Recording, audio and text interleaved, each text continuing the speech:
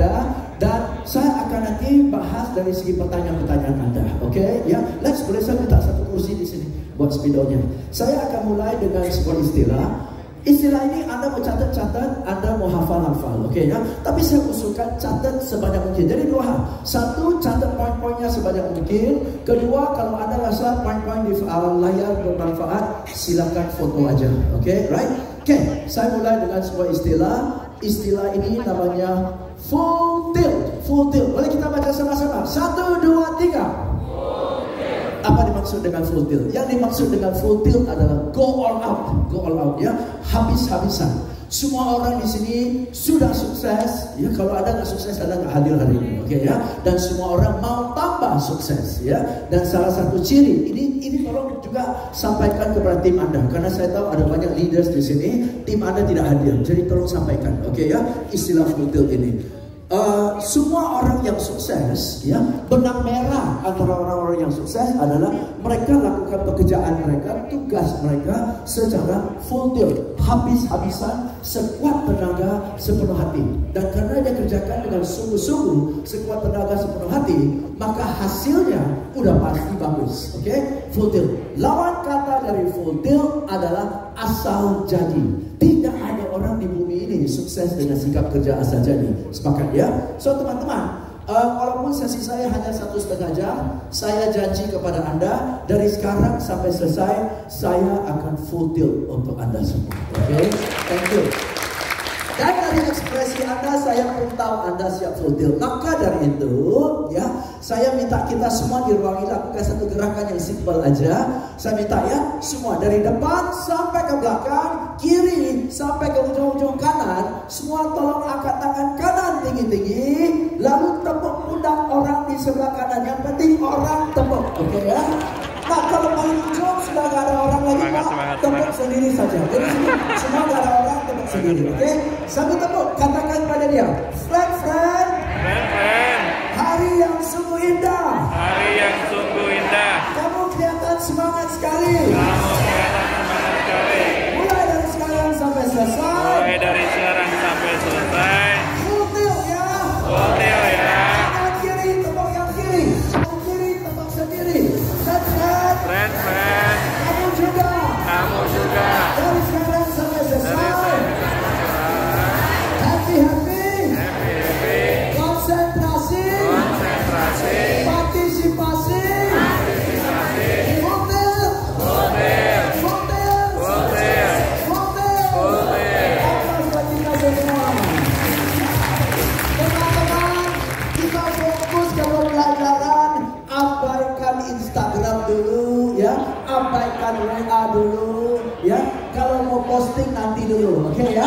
Nanti saya akan post sebagus-bagus buat Anda posting, oke. Jangan gua lagi merem, muka lagi buruk tuh posting, bangun dulu, oke ya.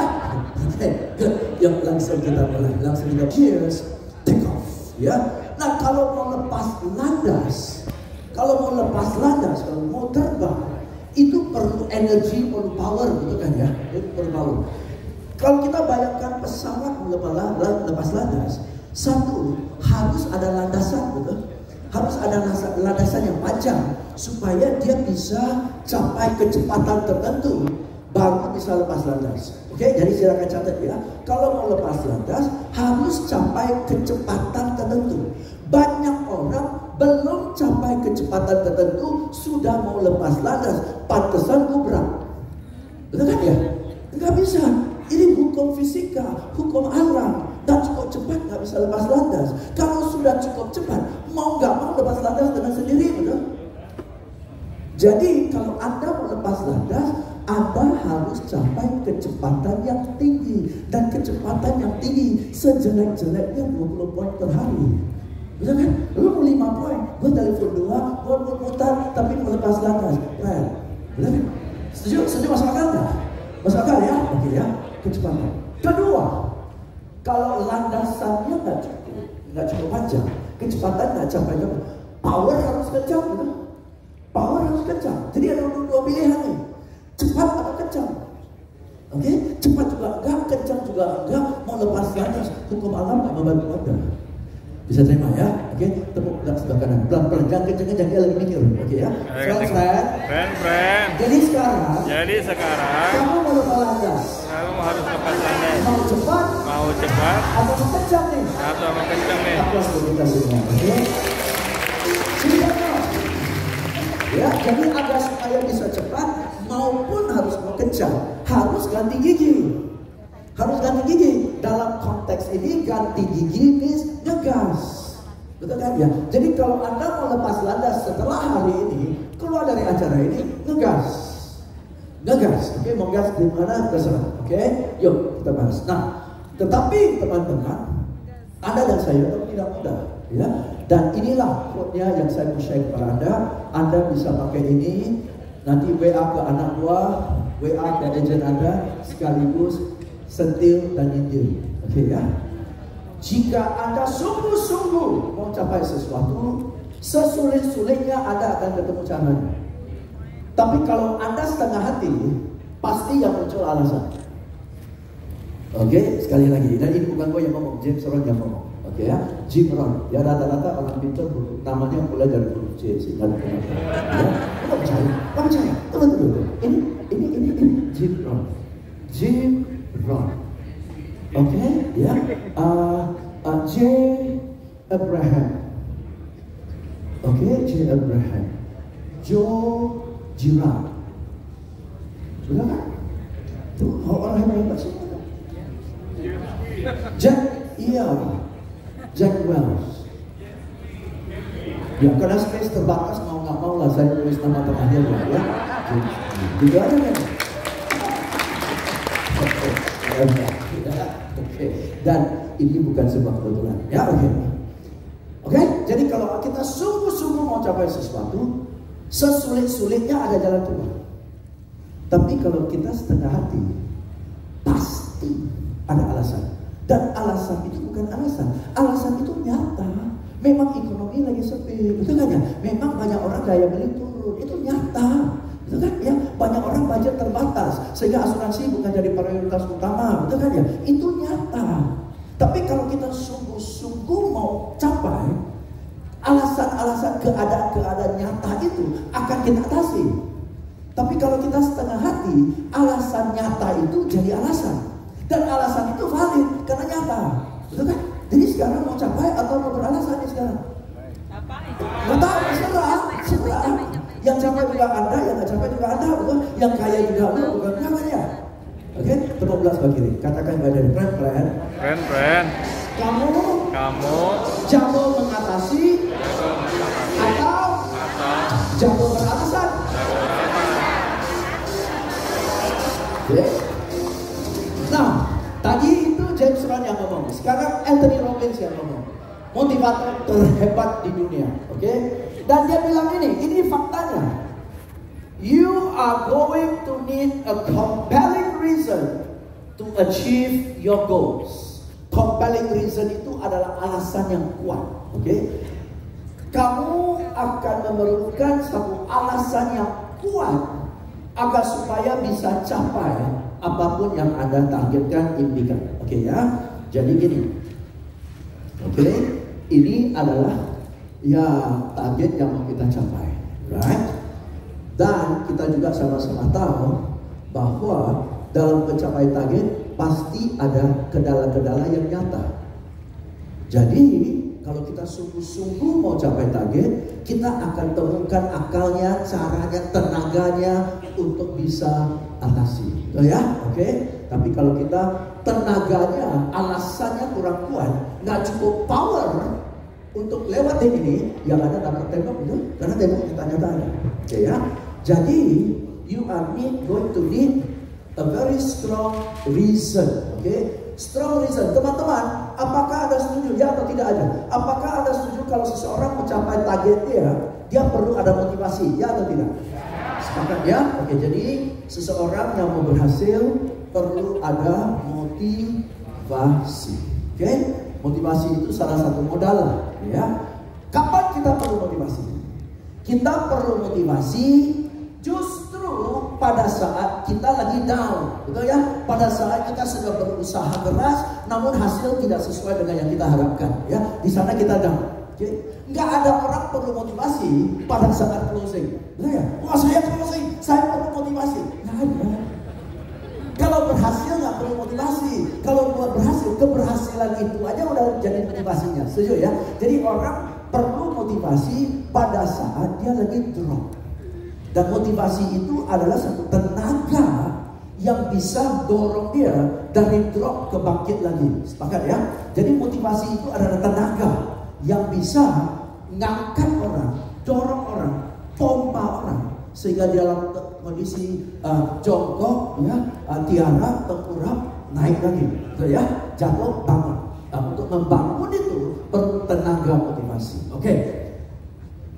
Motivasi itu dari mana? Motivasi itu adalah dari why. That's why. Compelling reason, ya. Why is it so important to you to achieve this result? Betul? Target, teman-teman. Target adalah angka. Capai target, dapat komisi pun angka. Betul kan? Ya, komisi itu duit lah, ya. Bonus duit lah. Oke? Nah, tidak ada orang kejar duit. James ngomong, nggak ada orang kejar duit, sungguh. Nggak ada orang kejar duit. Yang kita kejar adalah dengan duit itu kita bisa apain? Target supaya dengan uang ini saya bisa beli tiket supaya wujudkan impian orang tua saya mau ke tanah suci. Boleh? Nah, oke, saya mencapai target ini supaya dengan capai target ini saya naik predikat. Oke, supaya capai target ini saya jadi MDRT, gengsi, bangga, whatever. Oke ya, supaya dengan capai target ini kemampuan saya meningkat, dan kalau kemampuan saya meningkat, kemampuan itu melekat kepada diri saya sendiri, kemanapun saya berhasil. Bisa terima ya? Harus ada alasan. Why? Jadi dengan kata lain, kenapa? Ini saya tanya kepada Anda jawab sendiri aja, saya jawab ke saya. Tapi ini PR nomor 1, oke ya? Kenapa begitu penting buat Anda untuk mau capai target yang telah Anda pasang? Mati-matian sesusah-susahnya capai target. Apa alasannya? Hanya Anda yang bisa tahu. Kalau Anda adalah why, berarti Anda punya reason. Oke? Anda punya purpose. Oke? Punya reason, punya purpose, punya tujuan, punya maksud. Betul ya? Atau dengan kata lain, punya motif. Setuju? Ini motif. Motif adalah why. Purpose, reason, motif kan ya? Apa motif kamu? Betul kan? Apa motifnya? Nah, hanya orang yang punya motif baru punya motivasi. Karena motivasi berasal dari kata motif. Motif nggak jelas, mau motivasi yang tinggi nggak bakalan. Nggak bakalan. Kenapa kamu mau sukses? Jujur sih, kalau sukses juga saya heran untuk apa ya. Orang kayak gitu nggak bakalan bisa motivasi nih. Kenapa mau sukses? Karena saya dikejar tukang hutang, dan kalau dalam 3 bulan nggak lunas, mobil, rumah, keluarga semua disita. Motifnya keras kan? Ya, rumah saya mudah. Masuk ke rumahnya, gentengnya mengharukan. Jangan bilang hujan, tetangga bersin aja air masuk. Jadi saya ada motif yang kuat untuk renov rumah, bisa terima? Nah, Anda harus temukan motif, sehingga setepuluk-puluknya ada akan bilang, katanya mau hantar orang tua ke tanah suci. Makin dulu, bisa terima? Nah, dan sebagai leader, Anda harus tahu motif dari masing-masing agent Anda, supaya kalau dia down, dia tidak lupa. Katanya mau hantar orang tua ke tanah suci. Yuk, makin dulu. Gitu kan? Katanya mau bercanda. Okay? Jadi you see, I cannot motivate you to do my motive. Betul kan ya? Motif saya buat agent saya capai target adalah supaya saya yang capai target, betul ya? Supaya saya bisa berangkat ke Berlin maupun kemana-mana, betul? Atau saya tambah omset, betul kan ya? Nah, kalau saya motivasi kamu sebagai agent saya untuk capai target, supaya saya capai target, berarti saya sebagai leader memperalatkan kamu dong demi kepentingan saya. Tapi kalau saya tepuk kamu demi pencapaian motif kamu, kamu akan terbang demi diri sendiri. Nah, lo menjadi leader seperti apa? Kalau 10 agent di bawah kamu, motif mereka masing-masing pun atau katakan kepada dia, friend, supaya bisa ada motivasi, motifnya harus jelas.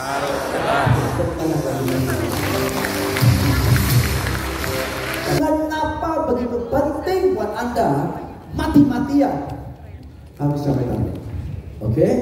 Dan hanya Anda yang tahu, karena motif itu motif Anda. Ya? Oke. So what is your compelling reason? Dan compelling reason itu bisa buat kita on fire. Compelling reason itu bisa buat kita terharu, betul kan ya? And motivation is emotional. Motivation is emotional.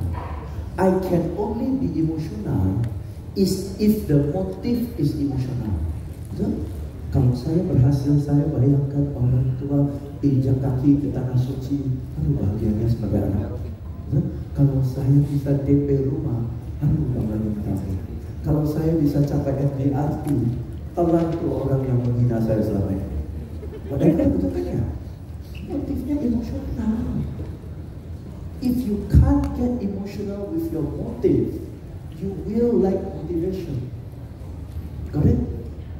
Oke, so PR nomor 1 ya, clear motif Anda, sehingga sesulit-sulitnya, secapek-capeknya, sesebel-sebelnya, sefrustasi-frustasinya, yuk jalan yuk. Ini adalah satu pertanyaan dan kesulitan yang dihadapi teman-teman. Oke, silakan Anda baca.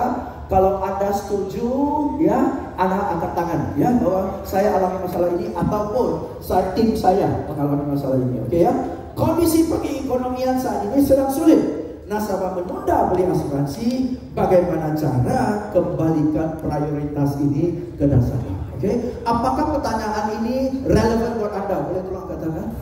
Pertanyaan relevan nggak? Anda ketemu nggak masalah seperti ini di lapangan? Ya sedikit banyak tim Anda. Oke, saya akan bahas ini. Oke, jadi sesi saya akan angkat satu pertanyaan dan kasih jawaban, kasih jurus. Ya. Nah, untuk menjawab pertanyaan ini, kalau saya tidak salah, saya sudah siapkan 3-4 pertanyaan. 3-4 jurus. Ya, 3-4 jurus. Silakan kalau foto-foto dulu. Oke, foto dulu ya. Ekonomi ini ibaratnya nampan. Ya, nampan ya. Nampan itu ya nampan bawa makanan atau apa gitu ya, dengan teman juga menampan kan ya. Nah, pinjam boleh tablet Anda, pinjam sebentar ya. Okay. Anggap saja ini nampan mahal. Oke. Tablet ya.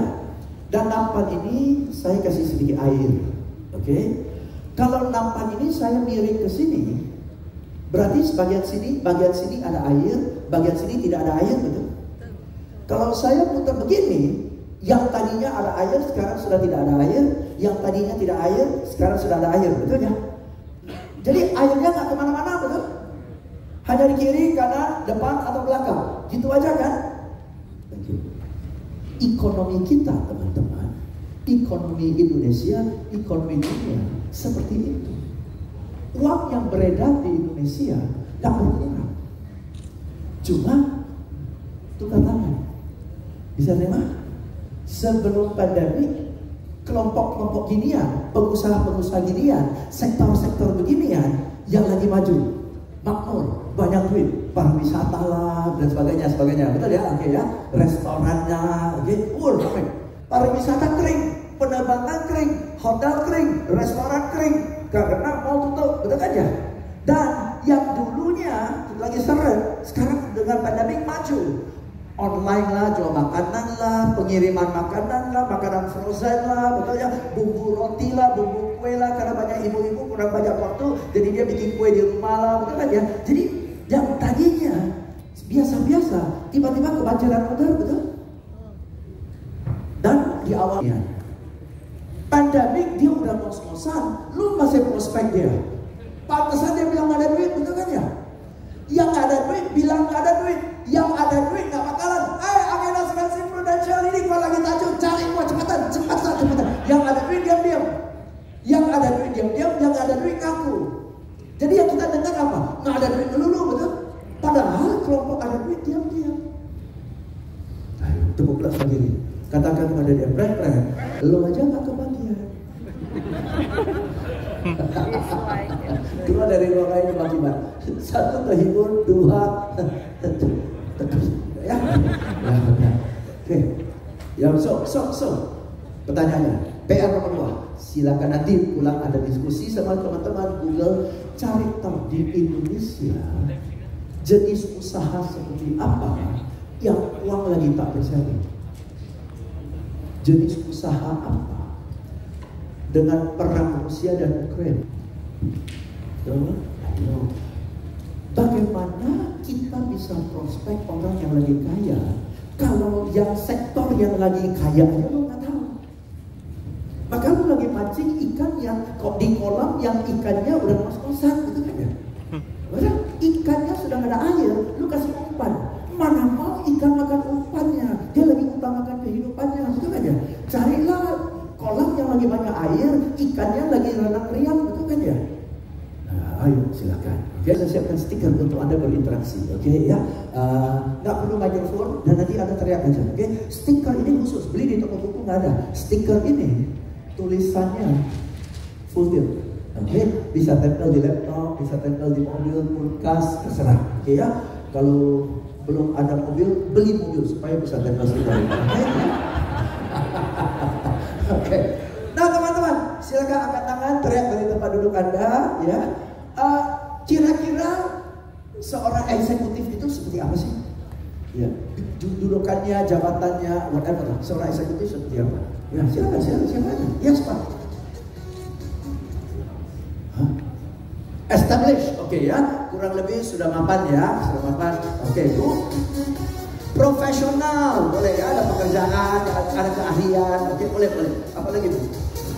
Pebisnis juga seorang eksekutif ya, itu punya usaha, dia punya restoran, dia punya rumah, eksekutif mobilnya keren, ya, oke, walaupun masih nyicil tapi keren lah, oke ya. Jawab, San. Wah, masuk industri yang hebat, terserah, boleh. Ya, terserah.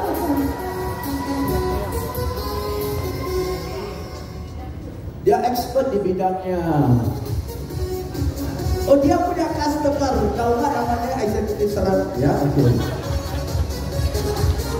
Dia mapan, tanda-tanda mapan adalah mungkin punya kedudukan di kantor, punya jabatan, punya status, punya gaji yang lumayan, dan sudah bisa cicil rumah, cicil mobil, betul ya? Sudah berkeluarga muda mungkin, punya anak dua, punya passive income, boleh, whatever. Coba lihat yang di kuning. 80% ini majalah Indonesia loh ini. 80% eksekutif terancam miskin di hari tua. Berarti sekarang kelihatan keren. Sekarang kelihatan punya kedudukan, punya jabatan, punya anak buah, punya penghasilan, punya bisnis, punya pekerjaan, punya wewenang, punya rumah, punya mobil, bisa jalan-jalan. Kelihatan keren. Tapi tua miskin. Kenapa? Senjamur mengancam eksekutif menengah kita. Dan barusan kita sudah sepakati banyak orang seperti kita tergolong eksekutif muda, betul? Eksekutif, betul? Dan kalau Anda ada lagi seperti ini, eksekutif, ya secara umum 10, 20, 30 teman Anda pun mirip-mirip dengan kita, betul kan ya? Usianya. Oke, kenapa? Tuh, senjamur mengancam eksekutif menengah kita. Survei memperlihatkan cuma 20% dari profesional, manajer, eksekutif, businessman yang sudah memiliki perencanaan pensiun.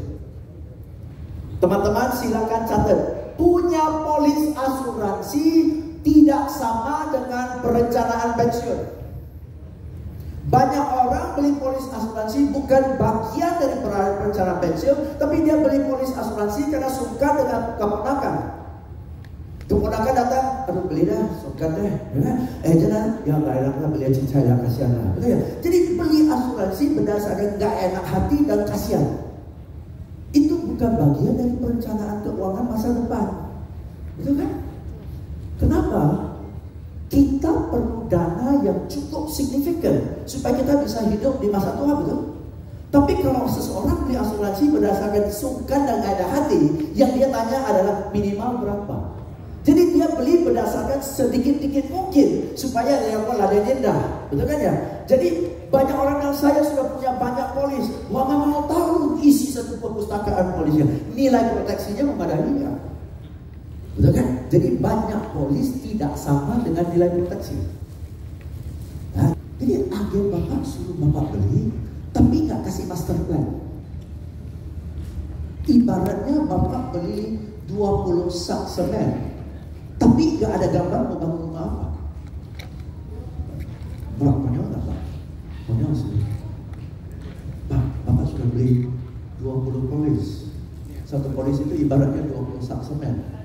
20 polis berarti bapak sudah beli 400 sak semen tanpa ada gambar rumahnya kemana mau bangun seperti apa pak? Aduh pak, sudah berapa lama? Kayaknya udah 15 tahun. Astaga. Tepuk belas bakanan. Katakan kepada dia, pren. Orang tidak akan beli kecuali dia sadar dia punya masalah. Oke? Dan orang yang bilang, nah dia nggak perlu, dia rasa dia nggak ada masalah.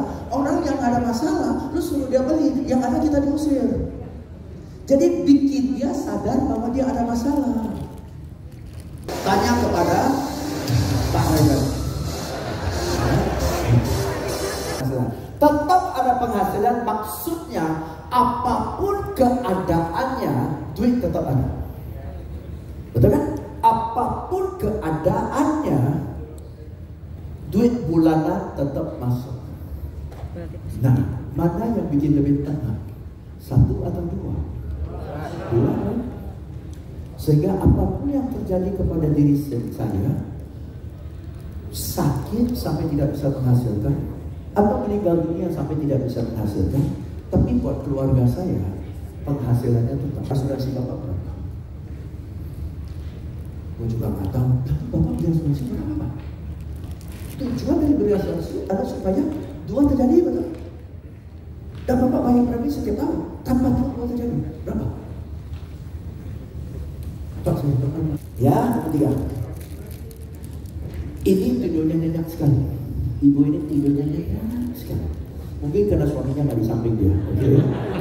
Maka nggak diganggu, ya? Karena suaminya sakit mas, ya? Ya? Suaminya pas lagi keluar kota aja, pulas tidurnya, oke? Ini orang bisa bawa mobil di jalan tol ngegas sampai 120, padahal bisa lewatin, cuma kalau 120 lebih dari itu kena denda, maka 120, oke? Dia bisa melaju cepat di jalan tol 120. Orang ini bisa keluar negeri, kopernya titip di hotel, kopernya masuk ke bagasi pesawat, betul kan ya? Tenang. Ini bisa tidur tenang, ini bisa nyetir dengan cepat tenang, dan ini bisa titip kopernya tenang. Kenapa? Karena yang tidur ini pintunya ada gembok, betul?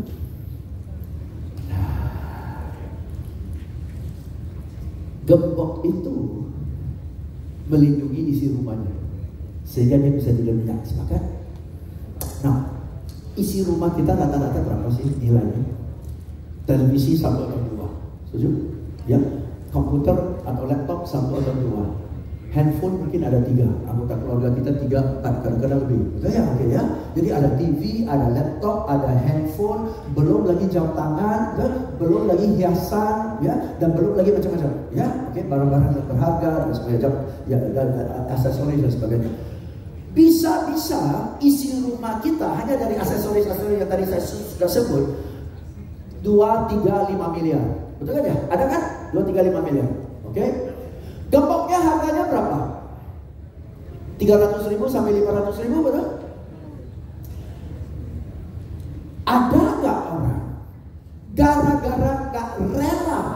beli gembok karena sampai cek dia rasa mahal. Dia enggak gembokkan, tapi dia tidur. Dan besok dia bangun, usaha TV-nya hilang, laptopnya hilang, komputernya hilang, jam dinding hilang, jam tangan hilang, handphone hilang. Dia lapor ke kantor polisi, rumah saya kemalingan. Oke, polisi tanya, gimana cara maling masuk? Ada congkelan enggak? Enggak. Masuk dari jendela? Enggak. Gebraknya? Enggak. Gimana masuk? Dia masuk dari pintu utama. Kenapa bisa begitu mudah? Dia congkel itu? Enggak. Lalu gimana masuk? Lu gak kunci? Enggak. Kenapa gak kunci? Lupa ya? Bukan lupa. Lalu kenapa? Misterius kenapa manusia ini? Kenapa lupa? Emang lu gak beli gembok? Kira-kira lu polisi mau tertawain orang ini atau mau cekek orang ini? Cekek betul. Lu pernah dengar gak sih ada gembok? Ada. Lalu kenapa gak beli gembok? Wow, edan. Gembok itu 300.000, melindungi isi 2 miliar. Dan dia bilang gak rela. Ini orang pintar atau bingung? Banyak pun nasabahnya seperti itu. Jangan-jangan Anda juga seperti yang bilang, agent asuransi kanan kiri depan belakang jualan asuransi, jatuh sakit gak ada proteksi. Nah, tepuk kelas makin. Katakan ini keren. Bagus ya. Kamu jangan kelihatan pintar, padahal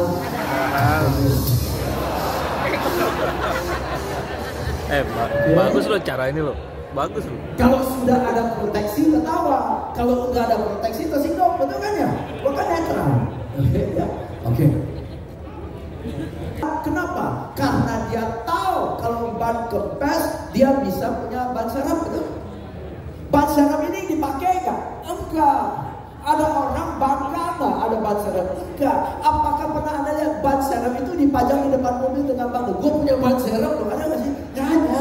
Itulah polis asuransi. Nggak ada orang pernah bingkain polis di rumahnya. Yang ada bingkai foto keluarga, foto ijazah anak, betul kan ya? Tapi belum pernah kita lihat polis asuransi dibingkai, betul?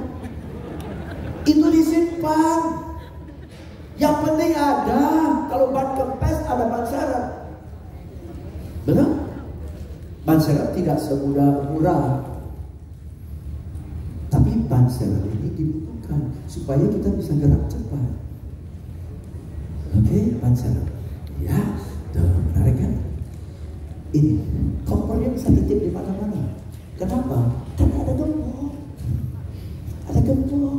Gembok ini 200-100 ribu lah. Kalau kita beli di toko, kalau darurat beli di toko di airport 200 ribu, betul kan ya?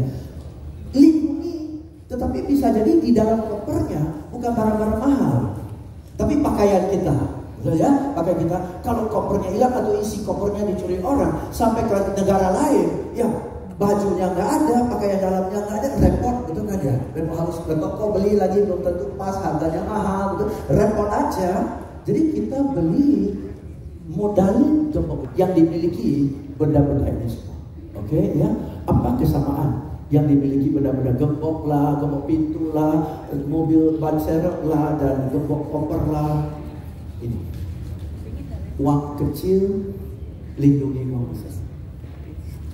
Bukankah asuransi demikian? Betul kan? Bayar premi 30 juta, uang pertamanan 3 miliar. Uang kecil lindungi uang besar. Oke? Kesamaannya adalah dan bahkan safety net for akrobat. Oke?